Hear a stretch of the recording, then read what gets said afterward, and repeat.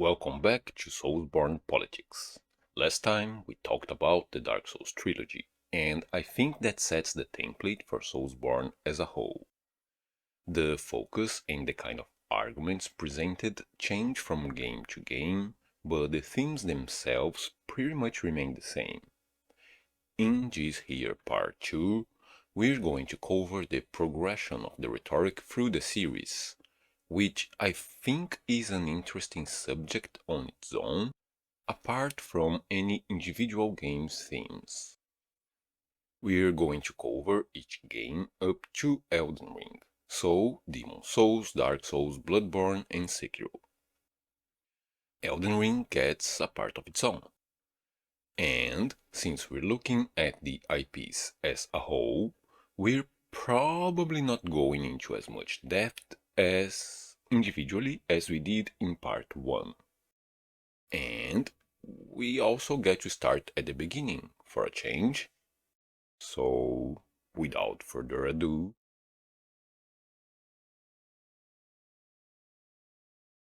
Demon Souls is the Soulsborne genre's prototype.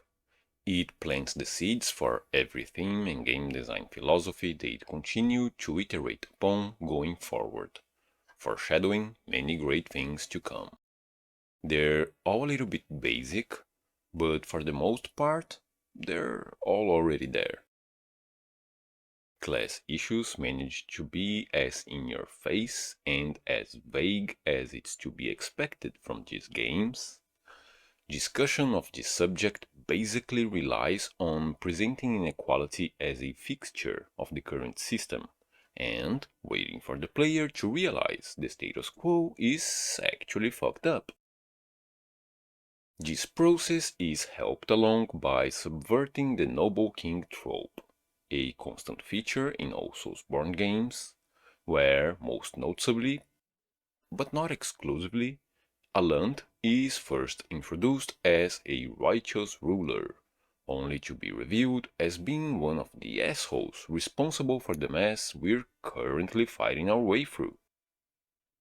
Conveniently, the game also provides the Dragling merchant with a soapbox and the quote, "Be you brave knight or depraved slave, the demons will snatch your soul, then you go mad, and those who dare cling to their humanity are hunted down. It is the end of Great Boletaria as we know it. But hell, at least the demons don't send us to our deaths in battle." Right?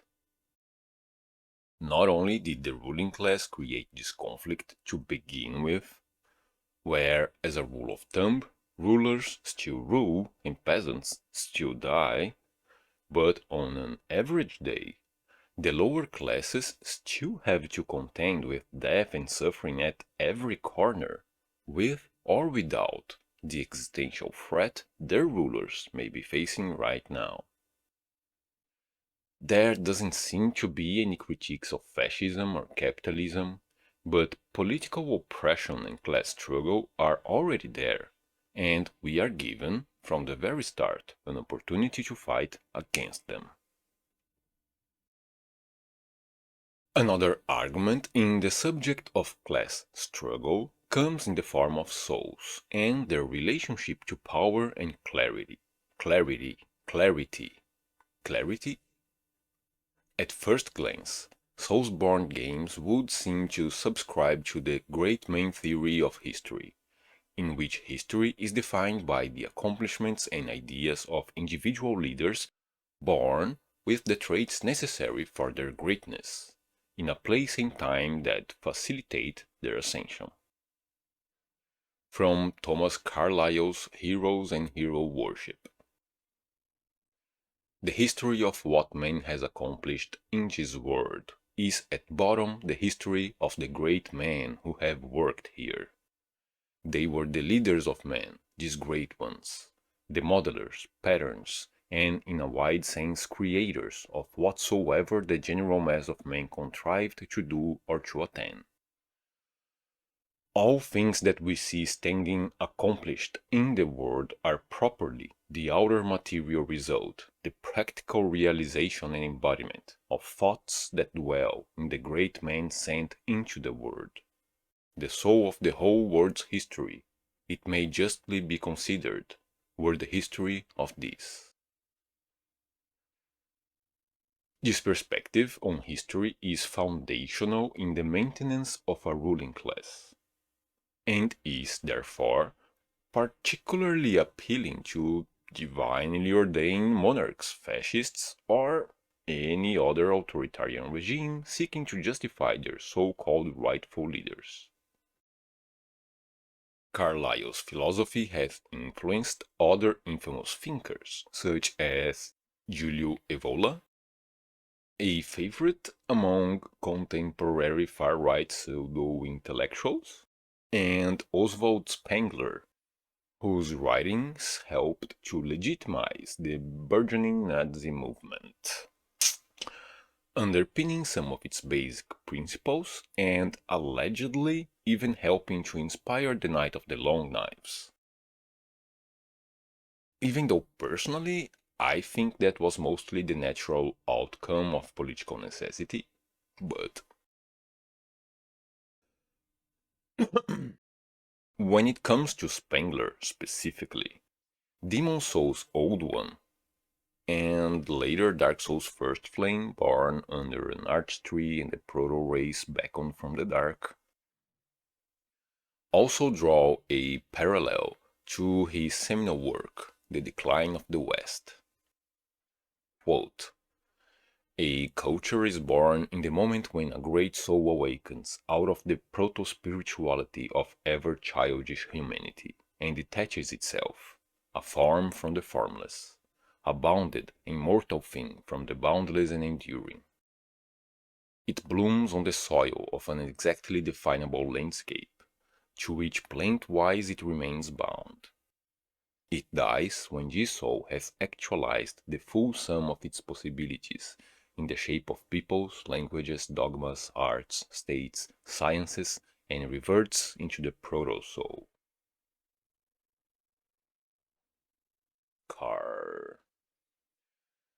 Now, if you find it weird that Miyazaki would fall for this kind of thinking, don't worry. He didn't.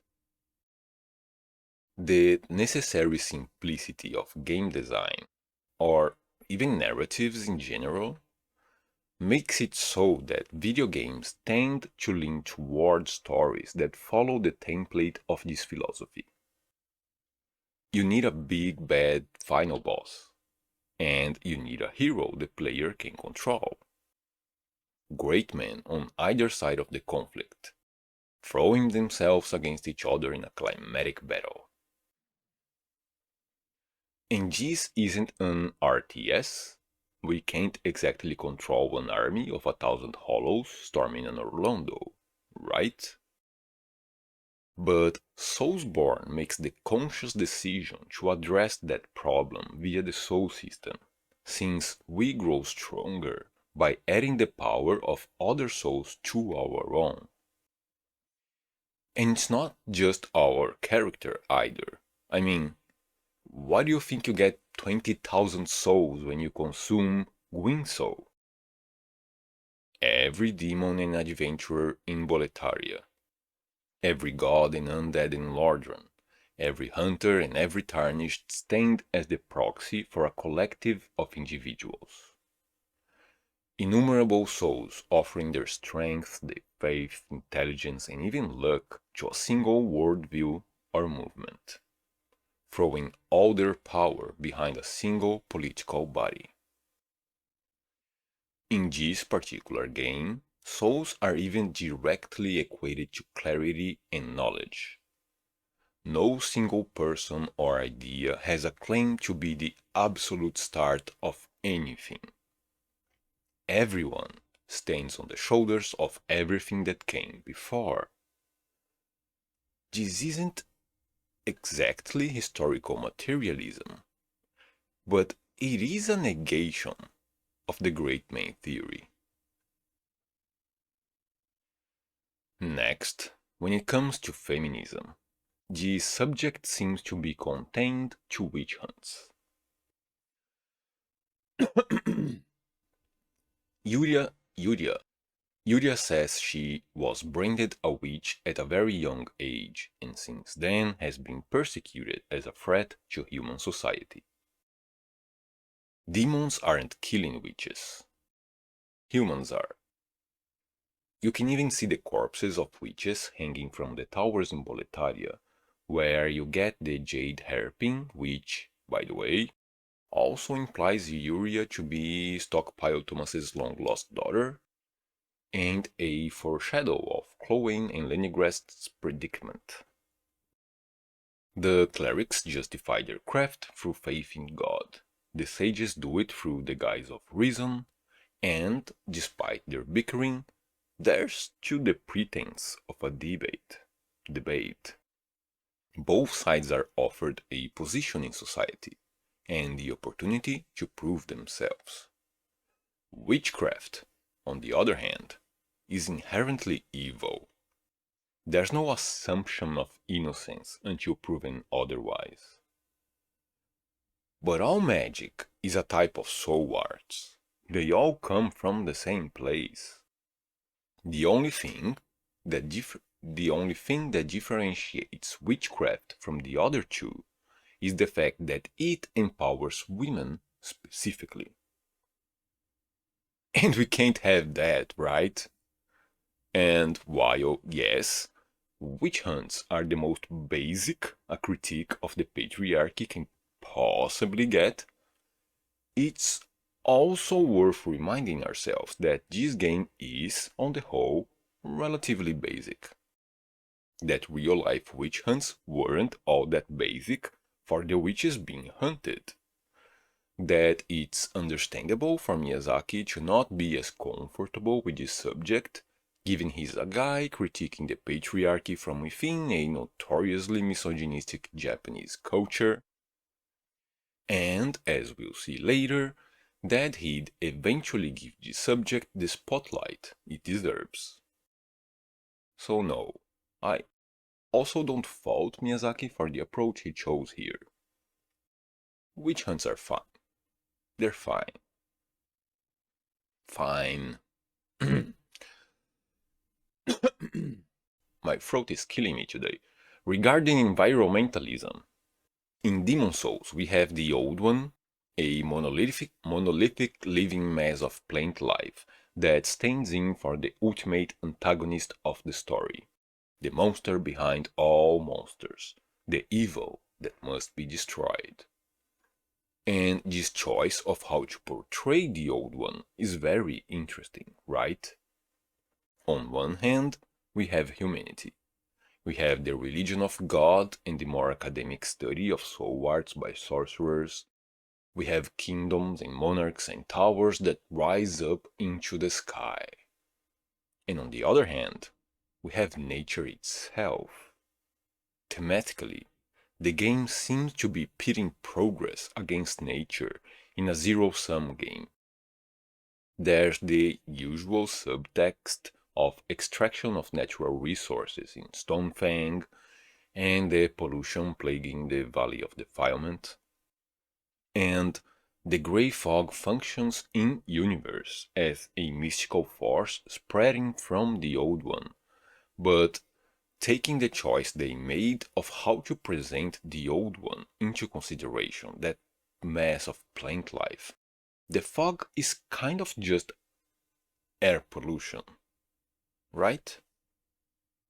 Souls are flame-like in appearance and are equated with clarity, with knowledge, and the Old One is the source of the soul arts, which are credited with the, quote, unprecedented prosperity a land brought to Boletaria. Figuratively, the Old One is a natural resource that we burn in the name of progress, which produces the grey fog, which slowly kills the world. This scenario illustrates an anxiety of mankind choking the world to death. The Old One is fighting back against our progress, but that entity is presented as an unthinking, almost childlike creature, a literal force of nature. It must be the source of the it may be the source of the fog and the demons, but it must first be awakened in order to do so. Nature isn't killing humanity. Humanity is killing itself through its misuse of nature.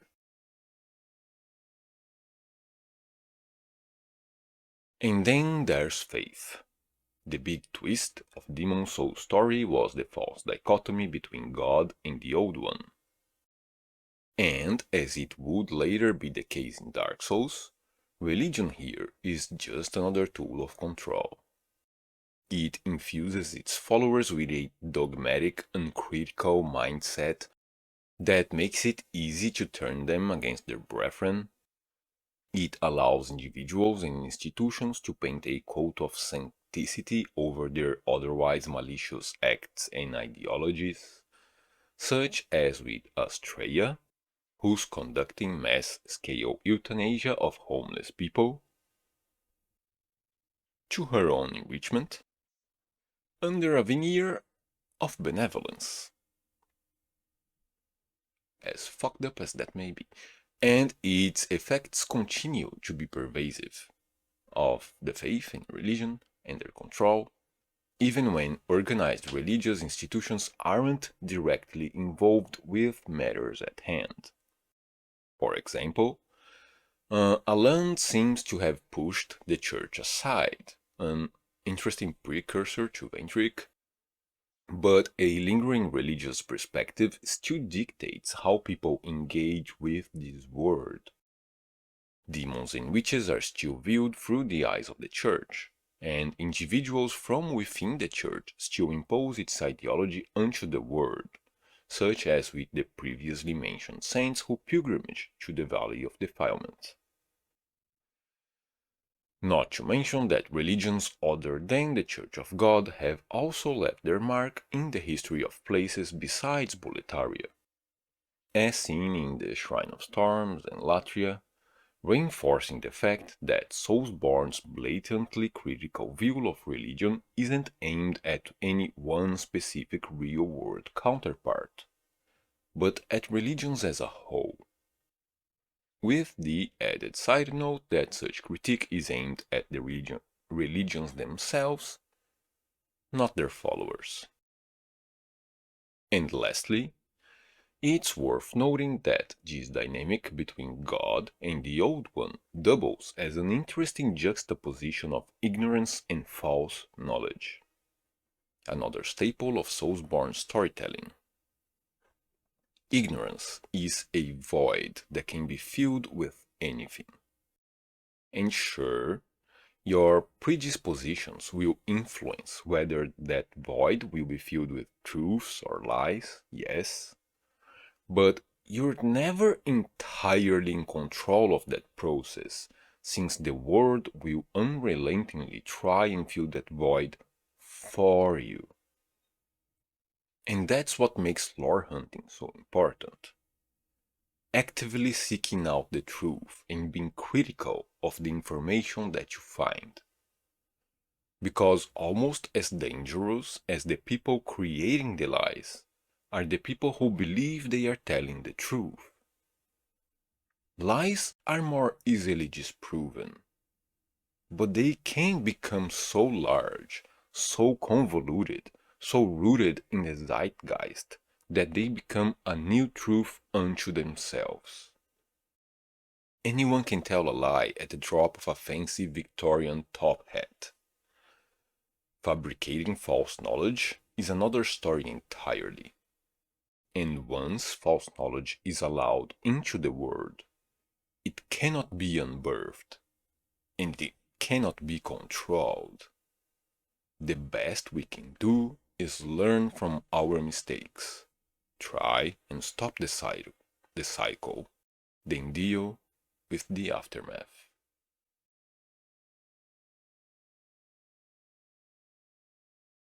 If Demon Souls was the prototype, Dark Souls is the production model. This isn't the same as taking a single step forward. This is a leap in both scope and refinement that pushed the discussion of its primary subjects into whole new grounds.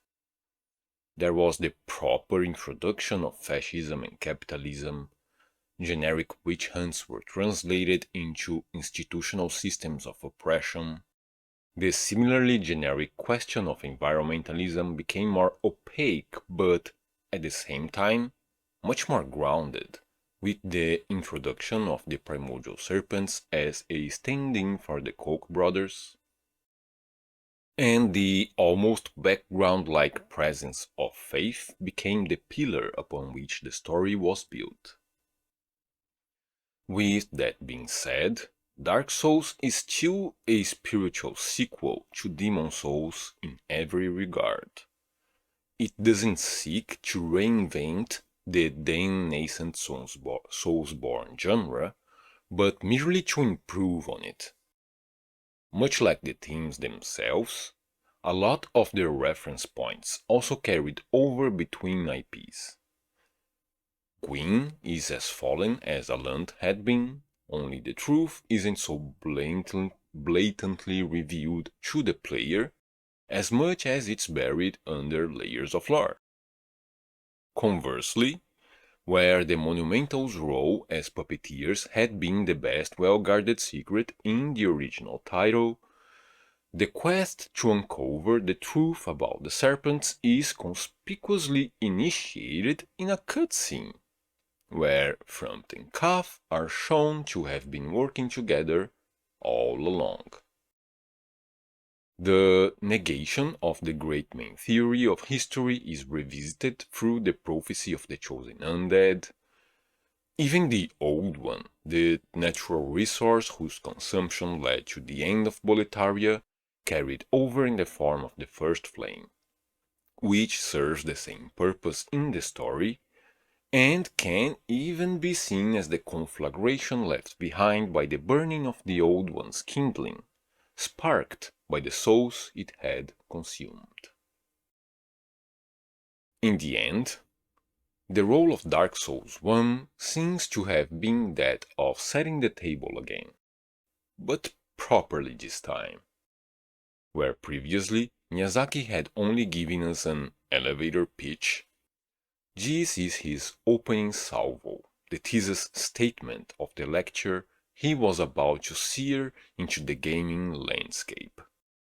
Seeds had been sown, questions had been asked, but the answers were still to come.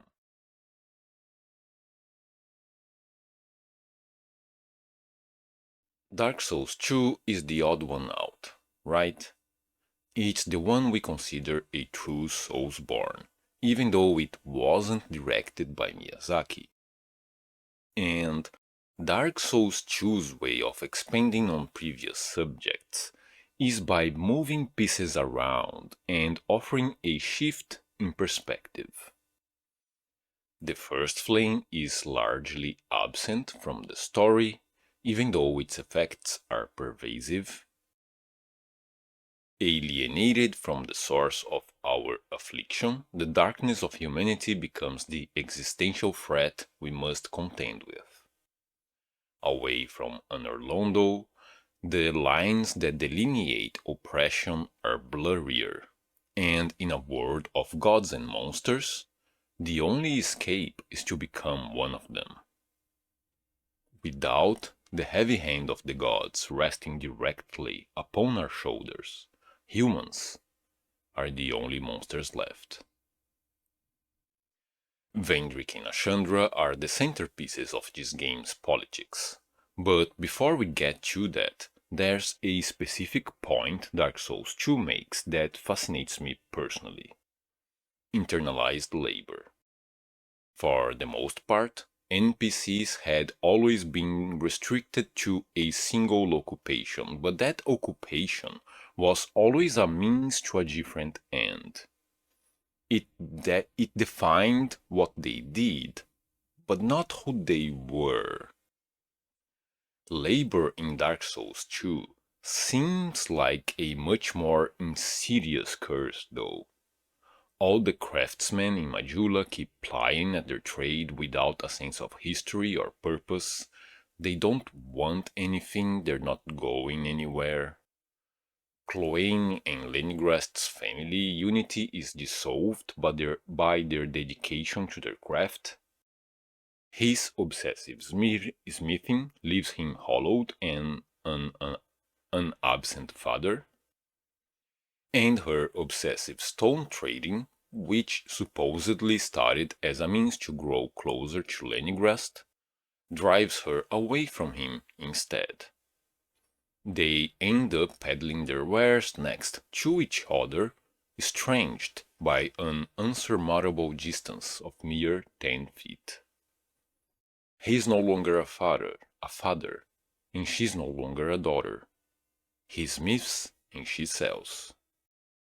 Mifflin had a goal up until the point where his business gets going, then he loses not only his sense of purpose but also his identity. And Kale keeps charting maps without even knowing why. And besides the Majula gang, there's also Vengar, a warrior who could only break free from his occupation by completely and quite literally dissociating his body and mind. I think this is a very insightful argument presented by the game that plays into traditional critiques of capitalism. Back to the king and queen. Vendrick's a complicated character, right? We're supposed to judge him as if he were the same as Gwyn, the sad monarch who couldn't save his kingdom. But their material conditions are anything but the same. Gwyn created the conditions of his own downfall, while Vendrick is forced to struggle against those same conditions. Gwyn's ambitions of power are not the same as the desperation humans contend with in the face of undeath. Vendrick isn't the hero some make him out to be, but he's not the villain Gwyn had been either. He doesn't control the system, so the only way out for him was to work the system, to ascend to a kind of godhood in his own right.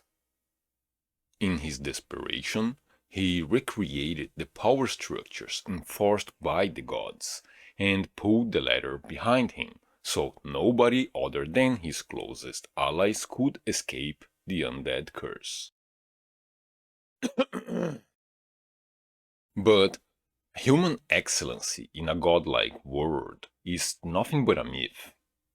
Even the mightiest human kings will be either buried under the mountain or confined to bumfuck nowhere. And, in the end, Halloween comes for us all. Vendrick and Audia tried to play by the rules, but realized that wasn't going to save them. And when Ashandra tried to recruit Vendrick to be the next Dark Lord, they saw that game was rigged too. By that point, he had already doomed his kingdom, and he had gained nothing that wouldn't be taken away from him. There were no more moves left. The king is gone, long live the queen. Now, like I said, he's neither hero nor villain. His motivations are understandable, but the damage he causes is undeniable. All this was already present in Dark Souls 1, but this game's point of view provides focus to this subject. In a broader sense, Vendrick is the middle-class bulwark protecting the ruling class from the masses. But perhaps a more striking parallel could also be drawn to the concept of the black bourgeoisie, which has been discussed by several black activists. Throughout America, only on a modern scale, You have a house Negro and a field Negro.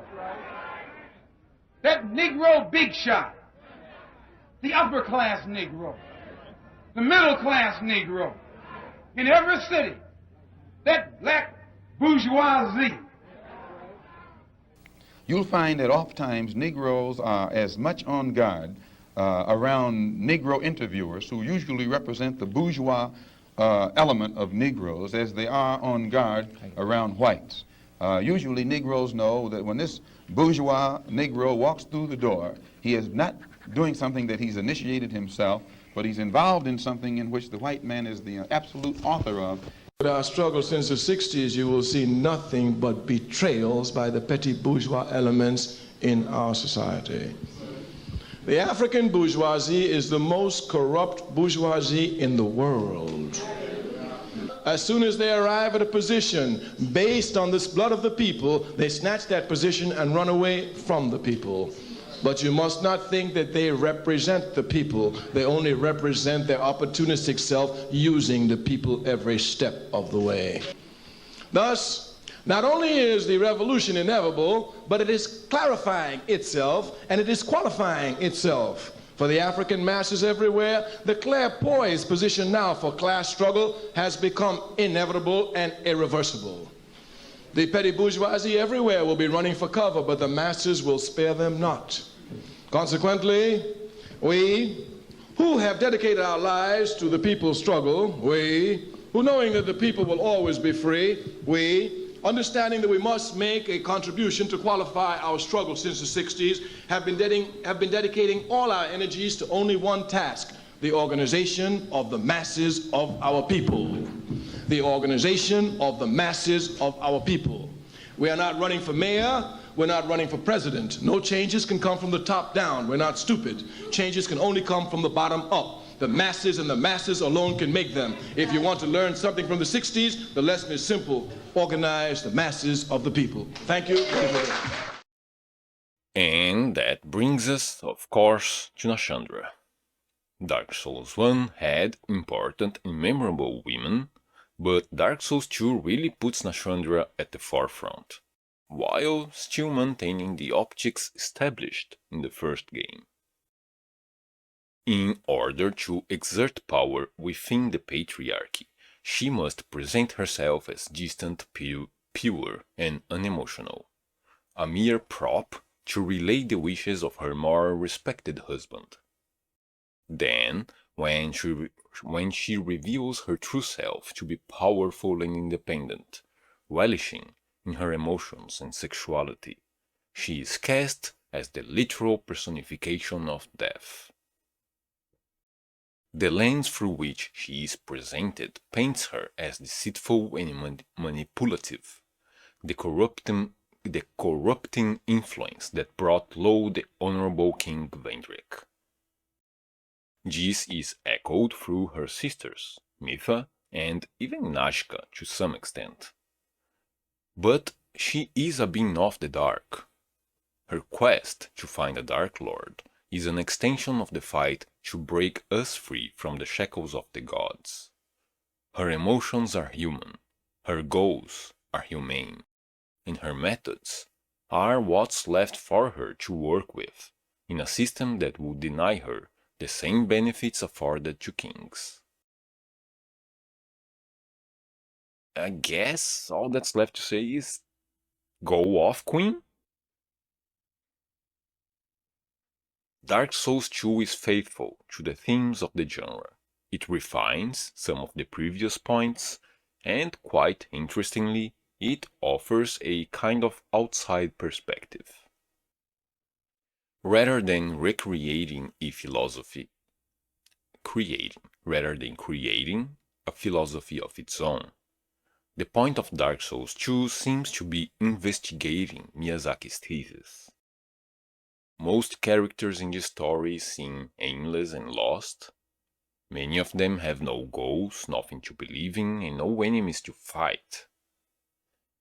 Embodied primarily by audio, the point of this game is to wonder, to gaze upon the words passed down unto us and to ask, in bewilderment, what is the path forward.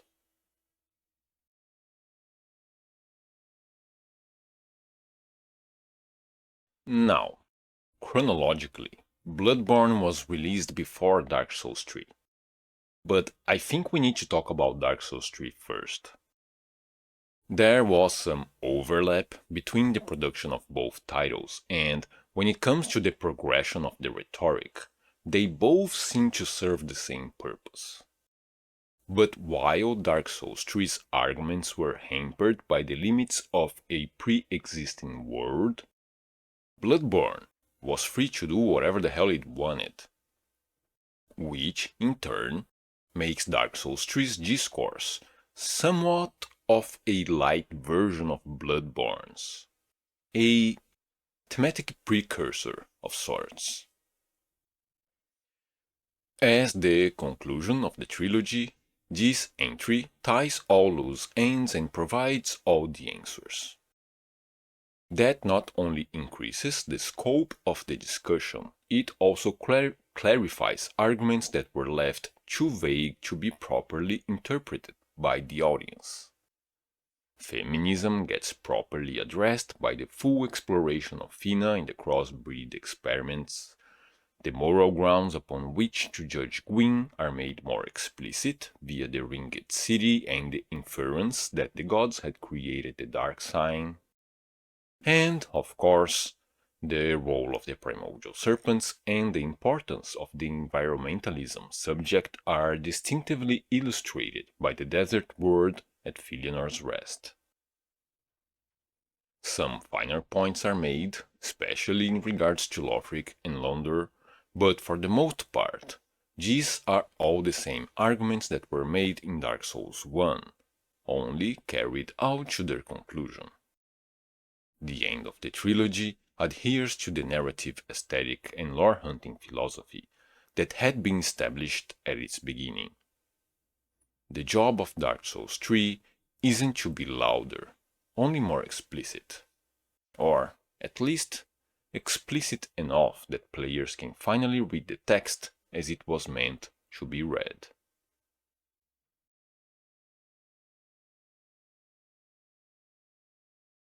Bloodborne isn't just the next chapter in Soulsborne. That would imply things to kind of stay where they had been. No, Bloodborne isn't satisfied with that.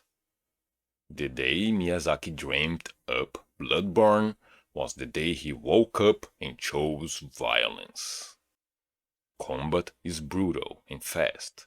The world is loud and full of gore. And the politics of this game believes subtext is for cowards. Demons and Dark Souls had a kind of roundabout way of saying things, leaving a lot of its subjects up to interpretation. Maybe the Church of God is good because demons are bad. Or maybe the gods in the First Flame are good because Halloween is bad. Women had it bad in those games, but everybody had it bad in those games. Maybe they're not like oppressed, you know? Environmentalism? I don't remember seeing anything about environmentalism. Are you sure they were talking about environmentalism?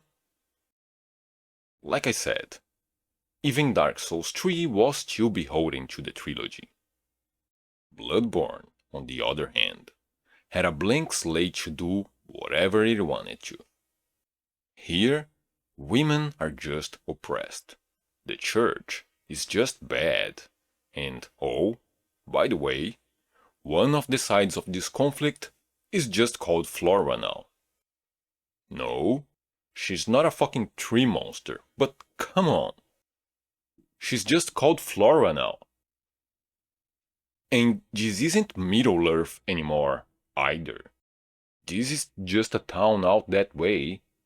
This looks like just a place that exists in our world somewhere, right now. So, whatever it is that we're talking about this time, it does apply to the real world too, you know? Just saying. So, yeah. It's debatable how efficient this approach was, but some of the basic premises of this game are just quite blatant, to be honest. And this seems to be the point of this game within the progression of Soulsborne politics. The themes discussed by this genre were set from the start, and they don't seem to change. But Bloodborne marks an escalation of the rhetoric that continues up to this day. That's not to say the story and its arguments are simplistic, though, far from it. Despite the meme, there is, of course, still a lot of space for subtext here, and the lore hunting itself is probably the most elegant I've ever seen. Take the environment, for instance. Sure, the game slaps you on the face with the name Flora, but that's just to get you started with your exploration, just to pique your interest. In order for the moon presence to be a part of a discussion about environmentalism, the player still needs to realize the juxtaposition created by Odin in that respect. Odin has a much closer relationship with civilization. It shares more insight with humans through its many runes. Its influence is widespread due to the scourge of the beast, which is propagated through faith and medicine, and the way to the Nightmare of Mensis is through a Bergenworth building, while the nightmare itself hosts its own cathedral. And while Odin can be associated with poison through Yharnam's corrupted blood and the blood-starved beasts, the now toxic lakes of the frontier, and likewise all the poison found throughout Loran, Flora, on the other hand, inhabits a garden surrounded by trees. Civilization versus nature, all over again. Their fight for Murgo represents a fight for the future, and whether it will lead to the toxic wastelands of Odin, or the idyllic fields of the moon presence. And unlike the first flame, or even the old one, the forces at play here are all sentient. There used to be an anxiety that humans would drive themselves into an environmental apocalypse. But in Bloodborne, the anxiety is that humans have lost all control of the situation. On a grand scale, we're no longer using the mechanisms that generate climate change to achieve our goals. Climate change is the one using us to spread its influence. We can't stop it, even if we try. And nature itself has decided to fight back out of its own volition, disregarding us as expendable pieces along the way. We no longer matter in this equation. These forces will keep existing, and they'll keep fighting with or without our presence in this world. Class struggle in Bloodborne seems to be explored primarily through its depiction of the monarchy. Who are bloodsuckers? I mean, their nobles are bloodsuckers. Again, it's hard to get more blatant than that without hiring fucking drags to the writing team. And yes, sure, we can talk about how this is all a callback to classic vampire stuff or the carriage scene from the movie, but none of that changes the fact that their nobles are bloodsuckers. The part of this discussion that's interesting comes from the fact that, in Bloodborne, they actually deposed the monarchy. Cainhurst is a castle with noble kings and queens. Of course they used to rule the surrounding lands. There aren't even vestiges of an alternative political body prior to the advent of the Healing Church. The nobles used to be the ruling class, but they were deposed, down with the queen. Only they were replaced by another system that recreates the same top-down class structure. It's the same old oppression, the same old struggle. Every Soulsborne age is just another cycle. Their uprising was a necessary step, but their revolution didn't yield the desired effect, because they still let a handful of people have power over everybody else. A ruling class is still a ruling class, regardless of what kind of crown they might wear. Now, considering Soulsborne's anti-capitalist message and its egalitarian, class-conscious philosophy, it's tempting to point at Bloodborne and scream communism. And while yes, communism, I also gotta say no, not communism.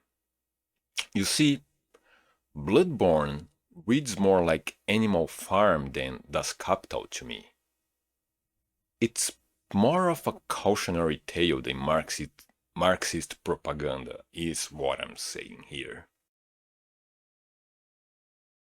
The incursion of the executioners into Cainhurst is evocative of the Bolsheviks' storming of the Winter Palace, and so is the interior of Cainhurst Castle, especially as it's depicted in Soviet paintings, I think. As discussed in my theories, I believe Cainhurst had their own king and queen, and that Annalise, a descendant from Lauren's old bloodline, played the role of a monarch ruling from behind the throne, from whom the nobles derived old blood. In this scenario, the king and queen were Nicholas II and Alexandra, while Annalise stood for Queen Victoria, Grand Matriarch of half the royal houses of Europe at the time, Imperial Russia included. By at the time, I mean the time of the Bolsheviks and all that, the revolution, the storm of the Winter Palace. The king and queen got by the executioners, just like the Tsar and his family, but Annalise survived the revolution. The royal bloodline goes on. With the end of monarchy, rule fell to a godless church, only capable of worshipping its own power. In practical terms, the state was the religion, the birth of the USSR. If the fall of Cainhurst is the October Revolution, that make the Bergenworth/Cainhurst period of collaboration symbolic of the Dvoyevlastie, when the Petrograd Soviet and the Provisional Government vied for power, with the Healing Church standing for the Bolsheviks, who gained dominance after the October Revolution. Wilhelm is Marx, the thinker, Lawrence is Lenin, the doer, and Mikuláš is Stalin, the deranged madman who took over the whole thing. I guess German is Trotsky, and scything people is revenge for the Ice Axe? During that time, the Hunter Workshop also possibly doubles as the anarchists who got fucked over by the Bolsheviks? ? There's Lawrence's Red Moon ritual as an allegory for Lenin reaching for the ideals of communism.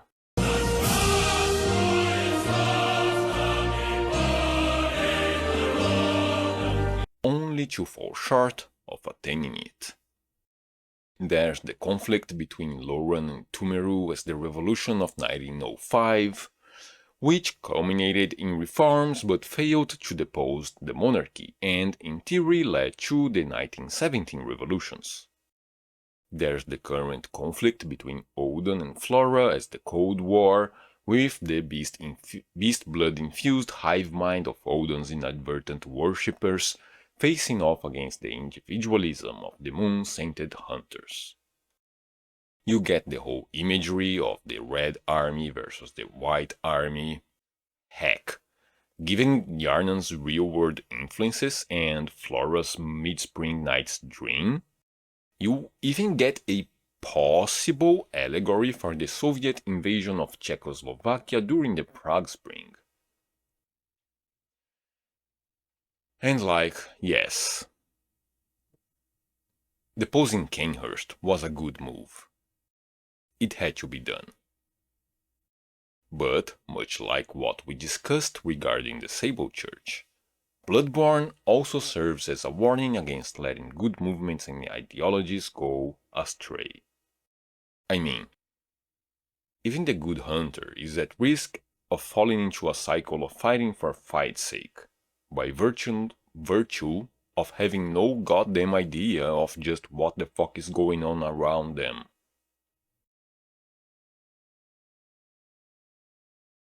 In this context of the revolution, the Russian Revolution and the Bolsheviks, and the Healing Church, and all that jazz. Ideas are beacons, but symbols are traps. Individuals shouldn't have power over other individuals. A ruling class is still a ruling class, no matter what you call it. And you will get lost if you don't know what you're fighting for.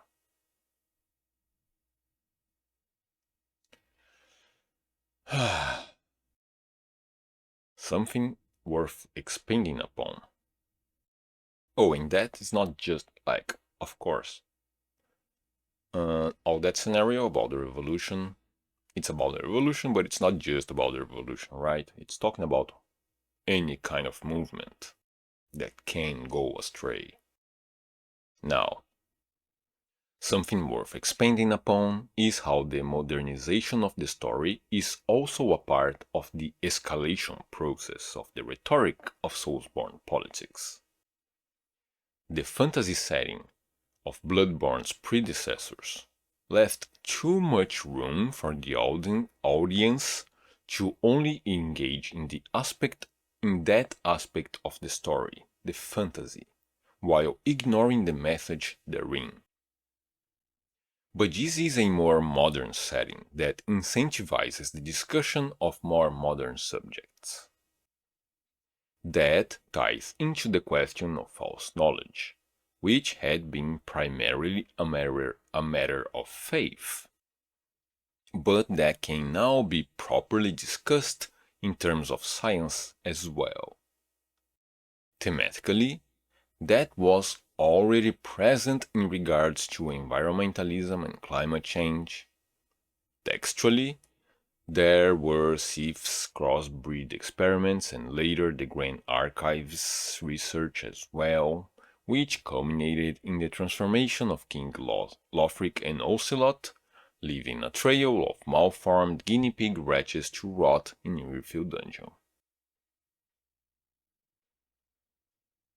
Bloodborne's foremost question regarding science comes in the form of the research hall and the experiments conducted by Byrgenwerth. Now, clearly prompted by the gothic aesthetics of this game, a lot of people tend to talk about it in terms of how 19th century medicine was fucked up, actually. But as previously discussed, that misses out on the contemporary politics of the artists who made the game. Subterfuge. Remember? Some things you're not supposed to talk about. Yes, ye old medicine did fucked up things that forsook humanity under the guise of reason, in the name of progress, ostensibly with the goal of helping the most people in the long run. But our relationship with fucked up medical practices continues up to this day, And noticeably, as time goes by, all pretense of reason, progress, and altruism goes out the window in an ever-increasing blatant fashion. Auschwitz, Unit 731, the Tuskegee experiments. Hell, Japan was doing forced sterilization of undesirables up to fucking 90s. The fucking 90s, under its eugenic protection law, which stated, and I kid you not, the object of this law is to prevent the increase of the inferior descendants from the eugenic point of view. God fucking damn it. And Bloodborne makes things even more interesting by not separating science and religion, but instead inextricably intertwining both in its usual convoluted mess. The Healing Church came from within Bergenworth. Lawrence's research is an extension of Wieland's, and Holy Blood is administered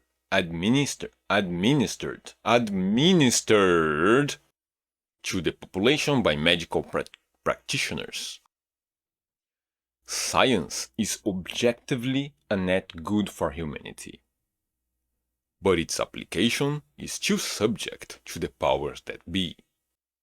And in our modern society, science has become the best way to legitimize false knowledge. Just like religion, it can be used to eschew critical thinking. It can be used as a tool to oppress marginalized groups, to drive othering wedges between sections of the population, to concentrate power in the hands of the few, and even to prop up authoritarian technocratic fascists if we're not careful enough. Instead of simply demonizing religion, one should learn from it how to recognize bad faith when it's coming from anywhere else. Evolution without courage is mediocrity, but knowledge without wisdom is just insane.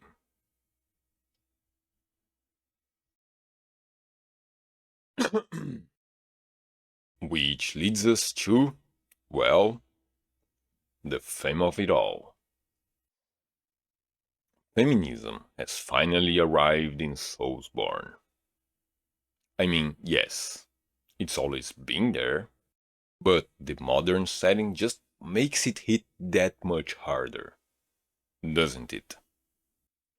From German's suggestion that we should, quote, use the plain doll, to the church's exploitation of the blood saints and the lost children of Queen Yharnam and Mother Kos, the more clear-cut treatment this subject receives here gives us an opportunity to twitch and writhe at every blatant exposition of how gnarly the oppression of women can really be. I have.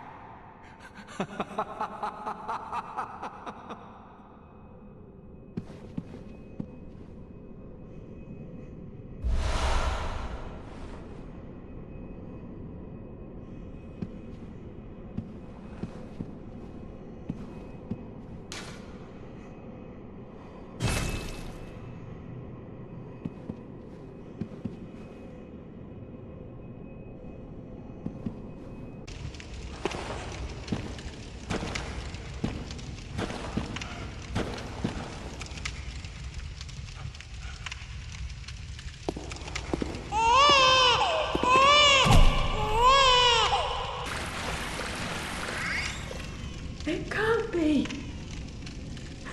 This is a nightmare.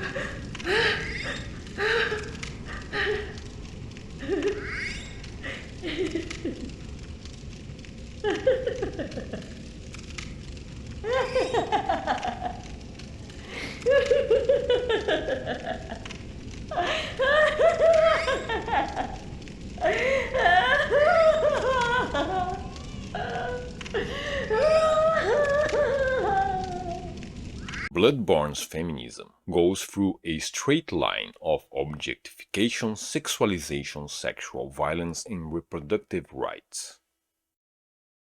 The objectification of women is a staple of our civilization throughout time. Historically denied the agency enjoyed by men, the patriarchy removes not only their rights, but also their value. At best, they're to be worshipped as a fragile object of adoration, to be placed on a pedestal and gawked at. At worst, they are emotional, irrational creatures incapable of looking after their own interests or those of society, whose value is reduced to that of their function as procreators. With the unholy offspring of these points of view materializing in the form of the baby incubator thread trophy wife. God damn it. One way or another, their voices go unheard, and their fates are decided by men who view them not as equals, but as tools to be used. Historically speaking, women are mere props in this great endeavor of human civilization, which was supposedly created by men and for men. And, while all that is true, this is also kind of a very sanitized, high-minded take on the oppression women face.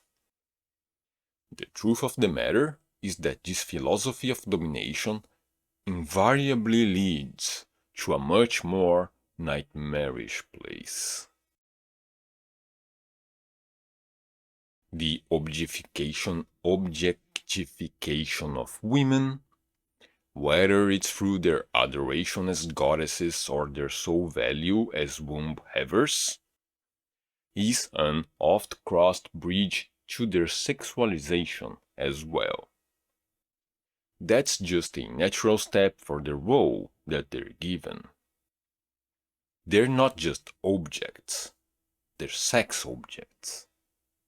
And that, combined with their lack of agency, turns our discussion to what is perhaps the uglier side of the already grisly subject of sexual violence, which is institutional rape justified with a pretense of consent. I mean, sure, the blood saints willingly join the ranks of the church. Arianna willingly enters into an exchange with her clients, and even queens give themselves willingly to the great ones. But considering their lack of agency, how much consent can they actually give? If your only acceptable role in society is that of a wife, how much choice do you have not to be wed? If your only avenue for financial freedom is that of sex work, did you really choose that life for yourself? And if your only choices are between being raped by your husband or fucked by your clients, is that really a choice at all? All the pretty princesses in history books were sold into sex slavery. If anybody's great-great-grandpa told his daughter to marry a dude and she couldn't say no, then your great-grandpa effectively raped your great-grandma her entire life. I mean, come on, man! Marital rape was legal in the United States up until the goddamn 1970s. And this scourge isn't gone from the world.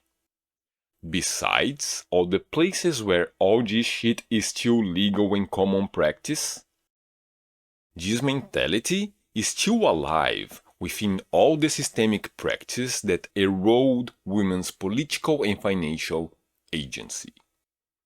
And it is still preached by conservative ideologies that seek to undo the relatively meager social progress we got over the last century or so.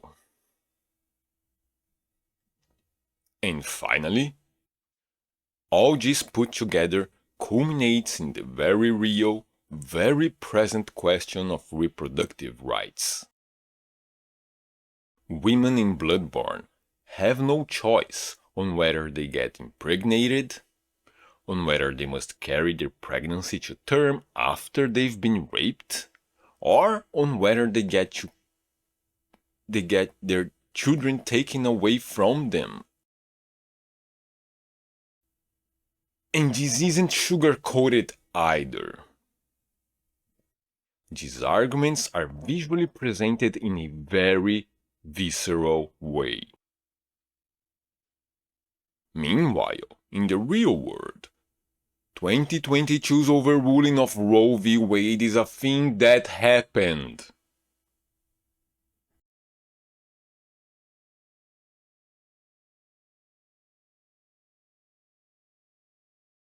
Just like every other subject here, we could spend hours talking about this. But honestly, that should be enough. That should be enough. Bloodborne has made its case. And I have nothing more to say on that matter. The oppression of women isn't the most gruesome example humanity has birthed into existence. But it is the broader and most pervasive kind. And it does take on a far more tangibly horrific Fuck! And it does take on far more tangibly horrific shades than what mainstream discussions of this subject tend to allow. Bloodborne doesn't let you look away from it, though. This is the world that we live in, and good hunters of every gender must do something about it. God damn it, Bloodborne. Okay.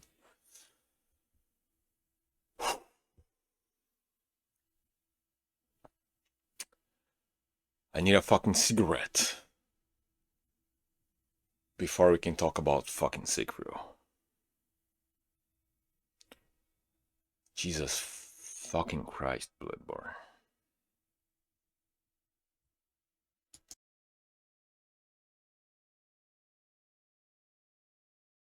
If Demon's Souls was a prototype, Dark Souls was a thesis statement, and Bloodborne was an escalation of rhetoric, then Sekiro is a side quest. Sekiro's importance for Soulsborne politics is to further contextualize the discussion and pave the way for the Elden Ring to come. This is accomplished through the continuation of the modernization process, performed alongside a concurrent process of Nipponization. Bringing the discussion to Japanese grounds makes it clear to a larger audience that, whenever Miyazaki talks about politics, he's not excluding his own country. This is important for lowering the guard of people who may see his opinions as biased. This also has the added benefit of indicating to a Japanese audience that these discussions are about them too. Even if Miyazaki still doesn't have the leeway to reference certain Japanese issues directly. Through this process, Soulsborne can recontextualize not only itself, but also how both the Japanese and outsiders see Japan and its history. Taking place in the later years of the Sengoku period, Sekiro seems like a simple story about Nobunaga's persecution of the most powerful Buddhist sects of his time and the Japanese unification process. But I think it was actually about the separation of church and state and the dangers of state Shinto. Koka Shinto, or state Shinto, was instituted during the Meiji era to promote national unity and concentrate power on the hands of the emperor as a divine being. Now, there is a debate on whether this tradition continued during World War II's Japan under Emperor Hirohito, claiming state Shinto was never an official state policy. But I think that's a moot point. That's the equivalent of claiming Hitler wasn't responsible for the Holocaust because he never signed any orders explicitly saying, "Please kill all the Jews." The Japanese government during World War II did implement policies that upheld state Shinto, which made that tradition one of their policies, whether they put a stamp on it or not. The way I see it, this debate is an extension of the process of rewriting history that began after the war ended, under the supervision of MacArthur and the decision of the Allied forces to not prosecute Hirohito for his participation in that very same war, on the condition that there should be a separation of church and state henceforth. I mentioned the problem Japan has with revisionist history in the last video, and for some more context, in 2012, the LDP, Kishi's party that I also talked about in the last video, included in their draft constitution amendments two relevant provisions. One to change the legal status of the emperor from a quote symbol of the nation to its head of state, and another to change the self-defense force, Japan's army in lieu of an army, to the National Defense Force. The change to the status of the emperor is self-explanatory, and the change from self-defense to national defense is important because an ideology of national defense was among the justifications used by Imperial Japan to launch their war on the rest of Asia at the time. To put two and two together in almost childish terms, this all translates to: the point of having an emperor should be that of building an empire. Just last November, Sanai Takaichi, the current LDP Prime Minister, said that a Chinese attack on Taiwan could amount to a survival-threatening situation and trigger a military response from Tokyo. This is all part of a Japanese conservative ideology perpetuated by, among other people, the direct descendants of some of Imperial Japan's high-ranking war criminals, such as with Abe and Kishi, which I mentioned before. That draft was from 2012. Sekiro was released in 2019. All the way up to 2021, they were still trying to get revisionist textbooks out of schools, such as with titles from the Atarashi Rekishi Kyokasho wo Tsukurikai, or the Society for History Textbook Reform. Notorious pieces of shit. Personal opinion, please don't sue me. A process that's still ongoing. Up to this very day, people are still trying to push for that kind of constitutional change, and right fucking now, there are still people pining for the return of the glorious days of Japanese militarism. Japanese conservatism, the Japanese Empire, the image of the emperor, and state Shinto are all culturally inextricable from each other, up until such a time when an alternative fascist ideology can take its place. They still go to the fucking Yasukuni shrine, for God's sake. And yeah, Takaichi didn't go to Yasukuni this year, but she did it when she was just a minister, and she still made a Tamaguchi long distance offering this year, so yeah, they're all still going to the fucking Yasukuni. Religion is never not political. In politics is never not about religion either. One way or another, they're always connected.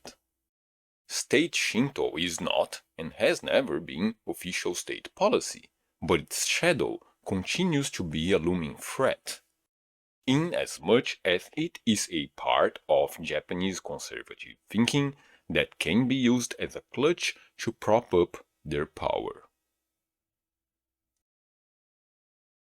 Right. Back to goddamn Sekiro.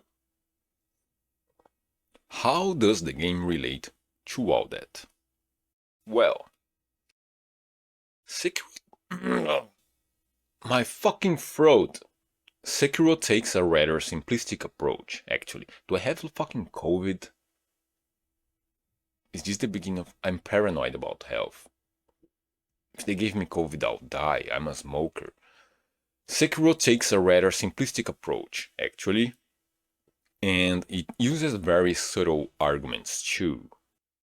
They were walking on eggshells here, and the first step is unrevisioning some of the pertinent history. For starters, the very concept of Shinto as a unified and unifying standard is challenged by the more alternative features of Ashina's fountainhead religion. The creation of modern Shinto was also a process of assimilating pre-existing individual practices. Shinto is by definition a religious katamari. The secular nature ascribed to Shinto under the supra-religious political theory is also challenged by the hands-off approach to Shinto displayed through most of how Ashina is depicted, juxtaposed against the explicitly religious foundation of Mibo Village in the Fountainhead Palace. Right? The way the population, the culture of Ashina, how they engage with that part of their culture, is a bit too hands-off. It's a bit too non-religious. But the religious foundation is there. It's a part of that culture. This dichotomy is important for mirroring contemporary Japanese attitudes toward Shinto, where a portion of the population sees it as a mere tradition, and another, larger one, subscribe to Shinto without actually identifying themselves as Shintoists. Just as it's natural for the imperial family to perform Shinto rites, despite the separation of church and state, these individuals make a distinction between belief in, quote, normal Shinto and the religious Shinto that necessitates adherence to sects and institutions.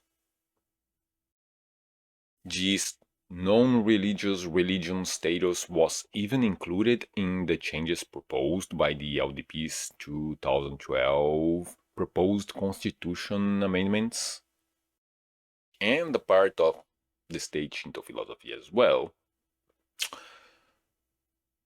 For most of Japanese history, Shinto and Buddhism also enjoyed a very syncretistic relationship, but state Shinto sought to eliminate the foreign influence of Buddhism from Shinto. Sekiro challenges the notion of a purely native religion by returning the dragon to the west from whence it came, which shouldn't be confused with the Eurocentric conception of the West, but rather China, India, and Korea, all located on the mainland west of Japan. Buddhism and Confucianism were explicitly foreign religions that were introduced to Shinto, yes, but the history of Shinto itself is also intertwined with the influence of foreign cultures. Take the Jingiryo, for instance, which is described as the laws of deities of the Taiho and Yoro codes. No copy of the Taiho Code of 702 has survived, but in the reconstructed Yoro Code, promulgated in 757, the 20-article Jingiryo comprises Chapter 6. Jingiryo established the basis of official ritual laws for the Tsuryo state. They were based on Tang, or Chinese ritual laws, but were significantly altered to incorporate religious traditions on the archipelago. All this not only undermines a state Shinto-compatible history of Shinto, it also calls into question the role that ideology assigns to that institution, while also asking its audience to rethink the perspective they may have of the religion they practice. All this is very subtle and unlikely to be picked up by a foreign audience. But the seeds are there, and hopefully they might blossom. And it's also worth noting that, again, it's never about that one specific thing, right? Separation of church and state, however, one nation under God, one nation. Right? Another step in this journey comes through Genichiro, Ishin, and the corruption they face. Although the separation of church and state is a necessity, its implementation is often an illusion. Ishin talks about protecting their religion, but when it comes to history, daimyos such as himself did make use of religion to validate and embolden their claims to power when overthrowing more powerful clans. And Buddhist strongholds offered protection to local warlords against assimilation by Nobunaga, which prompted his war against those same Buddhist sects. Back to the game, it's worth noting that both Senpo and the Fountainhead were described as having been pure once, but as having since been corrupted. This same corruption is now channeled by Genichiro, who's strictly a military and political leader, but who derives power from this religious artifact. Power corrupted their religions, and the infusion of religion into politics corrupted their state. Later, in one of the endings, Ishin can be reborn from within Genichiro as Ishin, the Sword Sent. The image of Ishin can be remade through Genichiro's corrupted ideology, in a form that can supposedly stand the test of time, unless it's cut down. This new Ishin is arguably a mockery of his original self. Ready for war, spawned during a body horror cutscene, wearing a helmet and a kimono like a cosplayer, the Sword Saint ironically even shoots a gun at you? But this revised parody can still command respect and adoration. And he can still fucking kill you.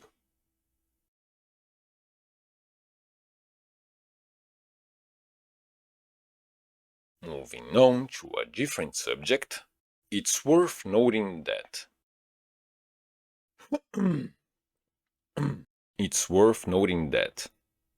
the game specifically includes Buddhist monks from Misen Temple, in regards to whom the Japanese version also specifies they are from Mount Misen, which is located in Itsukushima Island, where the Itsukushima shrine that inspired the Fountainhead Palace resides.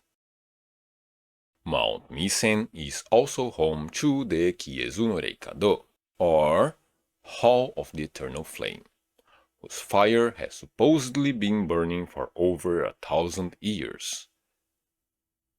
Even though that site has been destroyed by natural disasters multiple times. The Reikado itself can be associated with the larger Soulsborne context through the First Flame, another religious flame that supposedly burns eternal, since the Age of Dark is never textually recognized by the gods. Despite this association, though, in Sekiro's relatively grounded setting, fire loses its mystical veil. Fire isn't magical. Fire is just fire. No longer equated with life and progress, fire brings only death and destruction. Here, fire is thematically and chronologically opposed to the water-filled natural settings of Mibu Village and the Fountainhead Palace, invariably bringing ruin in both endings. It is also not something that is gifted to mankind, but something that is produced by it. Within the environmental context of the First Flame, Sekiro's approach to fire reinforces that we are the creators of our own destruction. But the analogy doesn't stop there. The Reikado was used to light the flame of peace in the Hiroshima Peace Memorial, where an offering of water is given to those who died begging for it in the aftermath of the nuclear assault.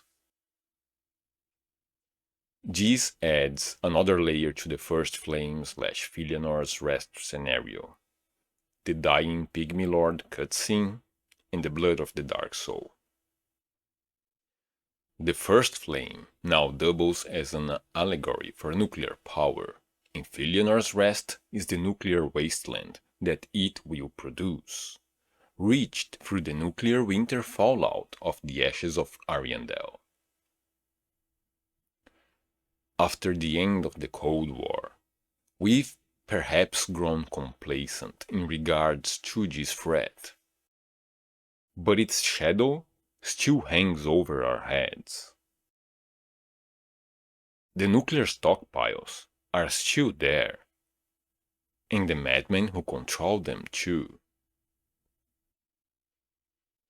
And even if we could unmake those weapons, that power cannot be unlearned. There's more than one way mankind can end itself.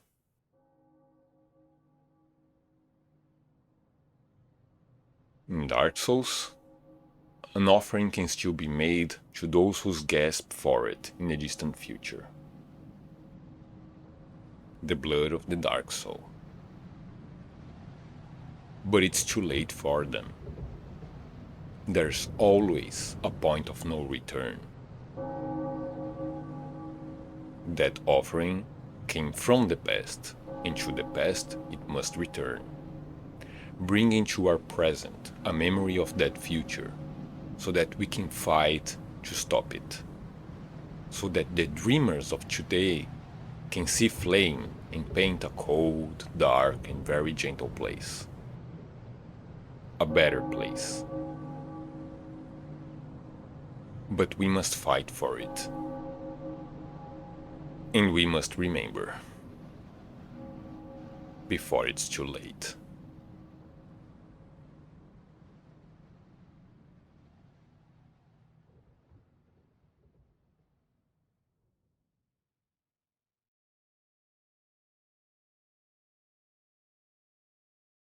Okay, this is the end of Soulsborne Politics Part 2, or How I Learned to Stop Worrying and Love the Reikado. Thank you very much for watching. Yeah. Part 1 was just like Dark Souls itself is the thesis statement. Dark Souls was the of Soulsborne. Part 1 was the thesis statement of the series. As I hope it was made clear in this video, the political rhetoric of the genre has escalated since Bloodborne a lot. And like I said, there's Dark Souls 3 2, which came out before Bloodborne, but there was an overlap in their development, and Dark Souls 3 kinda had to finish what Dark Souls 1 had started. It didn't have the freedom to go as balls to the walls as Bloodborne did, even though it did escalate things a little bit in regards to Dark Souls. But yeah, things got a little bit heated, I guess, during Bloodborne when I was talking about that stuff, and a bit dark during both Bloodborne and Sekiro. The last thing we talked about in regards to Sekiro, the atomic bomb, there was possibly a reference to it in Bloodborne in the Advent Plaza. I've seen a video talking about it way back when, with the corpses, all the corpses there. And while yes, I agree that's possibly, maybe even probably a reference to it, I don't think the game actually explored the subject at the time, and the video that I watched had such bad takes on it as well. But regardless, I think Sekiro bridges that gap. Yeah. And Sekiro, like I said, as well, also bridges the way to Elden Ring, right? Elden Ring, it's coming. For you, it's going to be like another month, maybe, waiting. Just be patient, it's coming. Yeah, side notes. I think there's only one. I know Nicholas wasn't killed in the Winter Palace, okay? I just want to make that clear. Okay. Is that the only side note? My throat is killing me today. I don't know why. Yeah. Okay. Thank you everybody for coming to my TED Talk and watching it to the end. A very special thank you, as always, to my lovingly patrons: Sinclair Lore, Balan, New Vampire, Sandy, Hubal, Taylor Reed, Medium Hat Logan, Derp, Braindouche, Mr. Pudding, and Tom Sparks. Love you guys very much. And I guess that's that. Everybody please do stay safe, and we'll see you around. Bye bye.